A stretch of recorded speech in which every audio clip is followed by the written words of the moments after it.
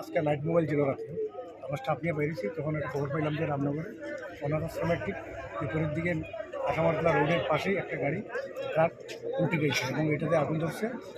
তারপরে ফায়ার সার্ভিসে কল দিলাম, ফায়ার সার্ভিস এসে আমরা এসে এখানে হওয়ার পরে এটা পাথর বোল্ডার পাথর লোড, এটা বড় এটা ডাম্পার গাড়ি।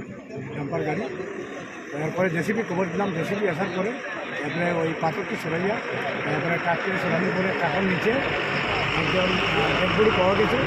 তারপরে ওই ফায়ার সার্ভিসের ডেডবডি হসপিটাল নিয়ে গেছে, আমরাও গেছি, এটা মরে গেছে, এটা আমরা একবারে করে গেছি ইনভেস্টিগেশন ছিল। আচ্ছা স্যার, যে ডেট আপনার কাছে কল ছিল তখন 11টা। প্রাথমিক তদন্ত আপনারা কি বুঝতে পারলেন? না, ওইটা তো ওই গাড়ির নিচে পড়েছে, গাড়িতে আগুন ধরে গেছে, ধরে তো এটি কয়টা দোকান পড়েছে? এটা রোড অ্যাক্সিডেন্ট স্যার, এটা আঠিও তো বলে এটা রোড অ্যাক্সিডেন্ট। আচ্ছা, মুখোমুখি সংঘর্ষ না নিজে নিজেই করে?